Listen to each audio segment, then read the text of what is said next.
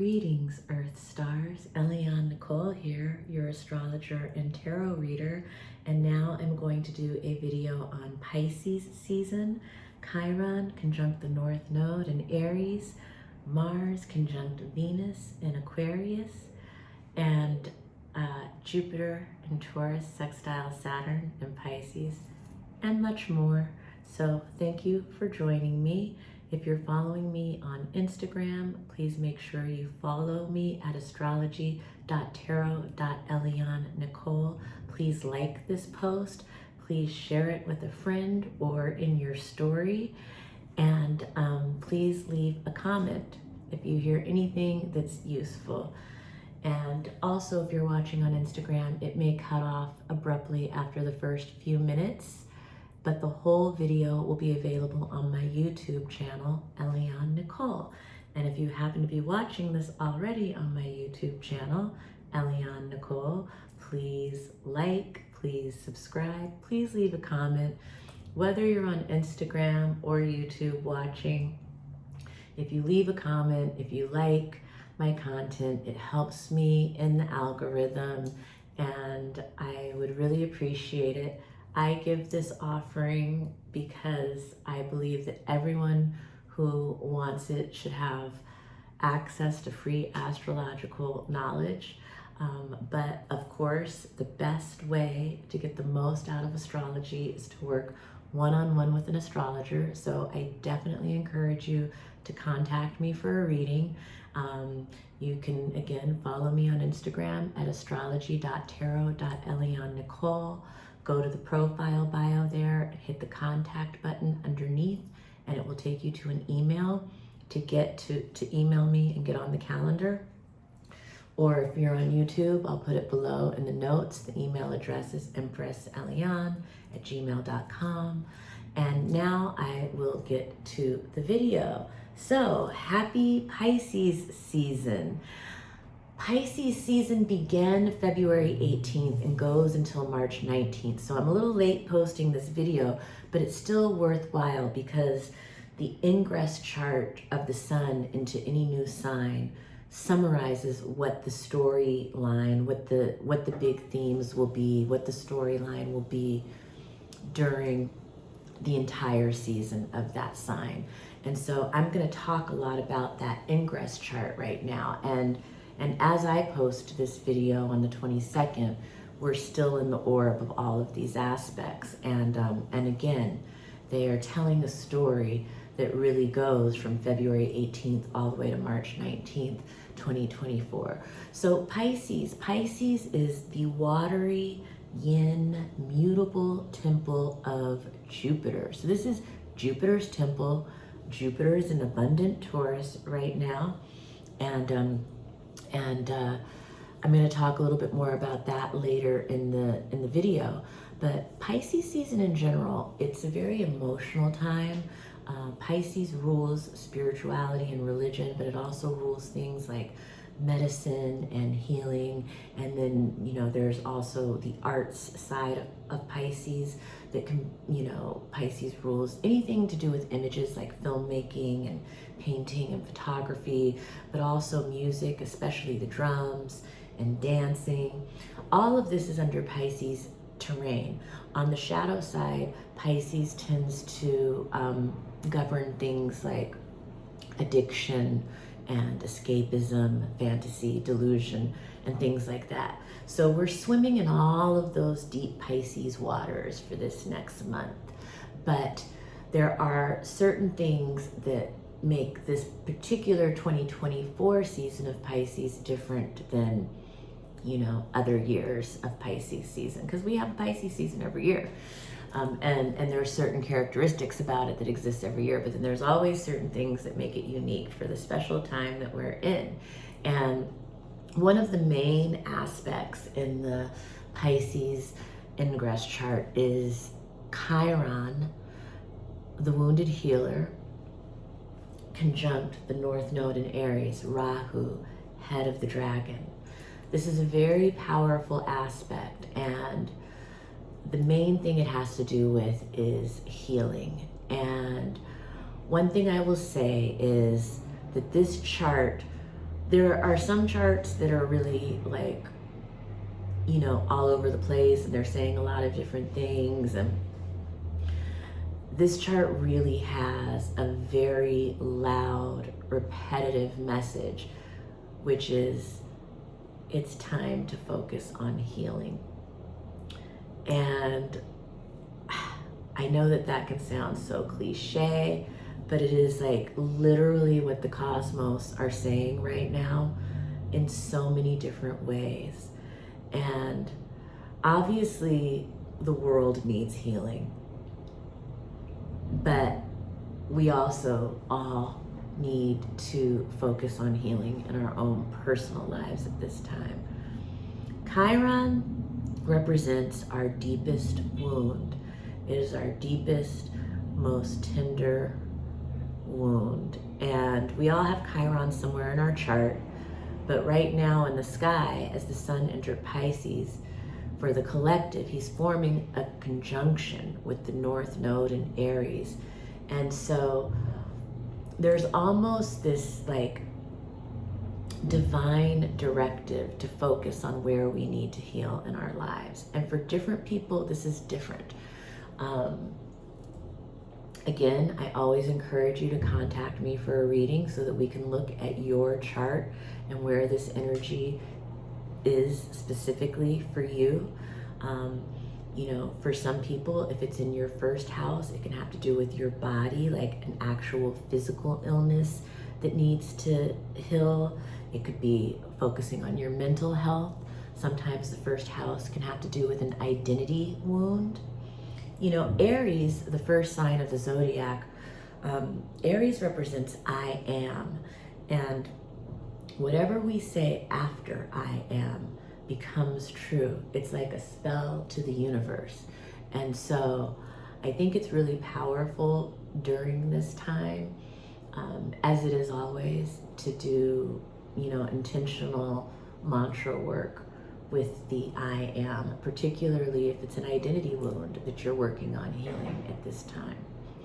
You know, if Chiron conjunct the North Node falls on your second house, 8th house axis, it could have to do with a financial wound or financial, you know, Chiron is interesting energy because for some people, you know, okay, I don't want to skip ahead. Let me just go on. It could be a financial wound. It could be a relational wound. Maybe you need to make up with a friend or heal something in your marriage, or, you know, there are so many different ways. It could be spiritual healing. It could be something to do with career, or an apology to a coworker, or, you know, this could be a time where an apology needs to be made. This may be a time where someone comes to you with an apology. This is a time for forgiveness. Who do we need to forgive? Because the whole thing about Chiron conjunct the North Node is that there is a powerful, blazing new start that's available to us, but it's like karmically we have to let go of something and heal something within ourselves to be able to have this blazing new start.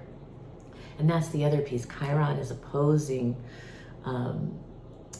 the South Node in Libra, because the nodes are always on an axis with each other. And so Libra is saying, you know, 16 degrees Libra in our chart is showing us where we need to let go of something. And again, depending on your own personal astrology, it can be something different. For some people, it's a relationship. You know, Libra is relationships, but Libra is also art and style. So for some people, it may be a piece of art they need to part with, or clothing that they need to part with, or some kind of style thing that they need to part with.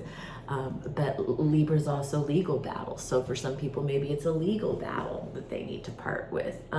You know, it's like Libra can be social things, people pleasing.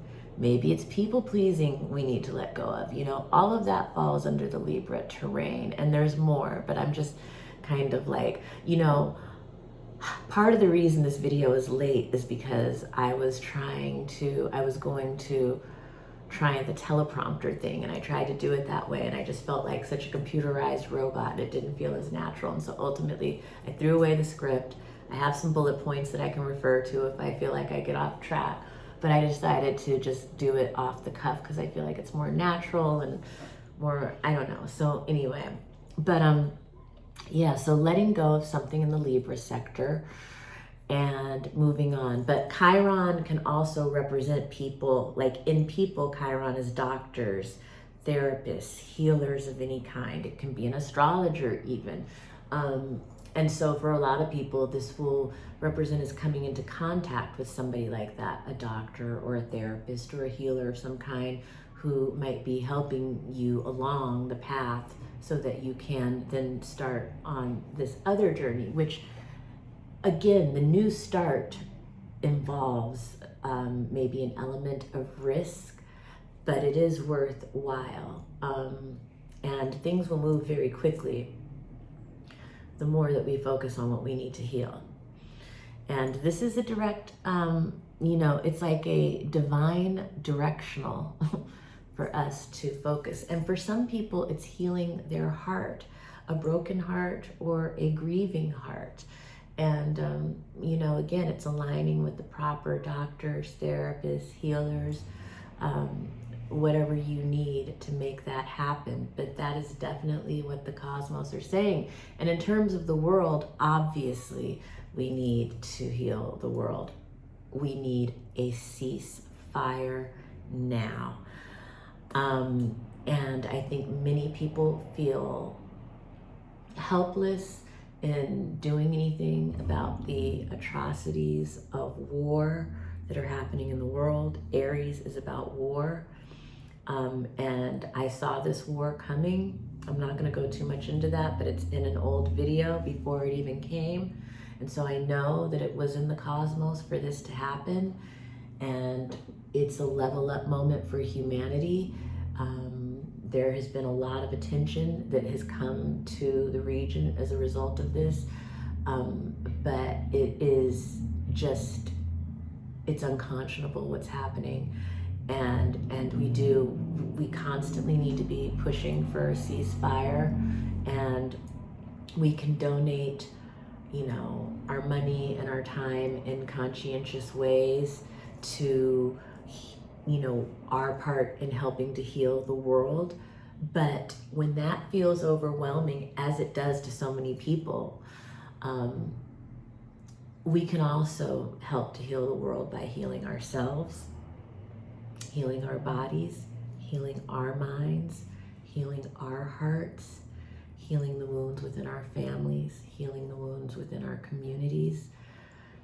That is within our reach and doable and not overwhelming, and actually helps what's going on in the other places that we may feel like we cannot directly touch, whether it seems like it or not.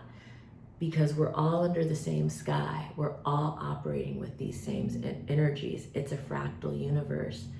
And whatever's going on with the whole is also going on within ourselves and within our lives. And where we can work on that, we're working on healing the world. And now I'm going to move on from the Chiron conjunct North Node and Aries aspect, although I'm sure there's more of it I want to say, but it's already 13 minutes in. So Mars conjunct Venus in Aquarius. The cosmic lovers have come together in Aquarius, and they're sextile Pallas Athene. So they are coming together in the sky, and they are making a plan, and they have a strategy to execute this plan. And this plan is about the ideal vision for the future, Aquarius. And, Aquarius, so again, I said it's the cosmic lovers, so it can be lovers or spouses coming together to create an ideal for their future. But it can also be people like literally creating like a blueprint to build a house or a building, It can be creative collaborators coming together for the blueprint of the project or the creative work. It can present in different ways, but that's what this energy is about. And that's also in the Pisces Sun ingress chart. So it's something that characterizes this whole Pisces season from February 18th to February 19th. And the sextile that they're having to Pallas Athene, the goddess Pallas Athene, who's in Sagittarius, is showing that it's like this vision for the future, Aquarius and Sagittarius in the sextile. And Aquarius is always about the ideal blueprint, and Sagittarius is about the vision and the philosophy behind it and the adventurous spirit to go get it. And Pallas Athene is the chess playing asteroid, so she's, you know, the excellent strategist. And so, you know, there is a real huge opportunity for this vision to actually come to life, for this blueprint to actually come to life, which is really a beautiful aspect that I love. And you know, Pisces season is about the dream. Pisces is all about the dream. I think I might not have said that in my beginning intro about Pisces, but if you watch my videos, you know I say that a lot. And so, yeah, there is, that's like, we're in these deep mystical waters right now, but there are also really just smart, practical, tangible things that we can be doing to, you know, just have an eye towards the future and where things are going, and making our vision come to life, you know. And I was almost getting lost on a tangent there. Was there more that I wanted to say about Mars conjunct Venus in Aquarius? Definitely go back and watch my Mars conjunct Pluto video and my Venus conjunct Pluto video, although I'm going to talk a little bit more about Venus conjunct Pluto, because even though there's this exciting kind of vision towards the future for Venus, her conjunction with Pluto, which she's still in orb of as I make this video, the exact conjunction was February 17th, but she's still in a 3-degree orb, so she's still present in the Pisces ingress chart, meaning this story of Venus's descent into the underworld is still present through this whole Pisces cycle. And Venus is women, Venus is sisters, Venus can represent style, beauty, fashion, justice, money. And so as she makes her underworld journey, Venus at this time has to confront her fears. She has to confront her fears. She may have to confront grief. It may be anxiety. For some women, it will be actually coming into contact with an underworld figure.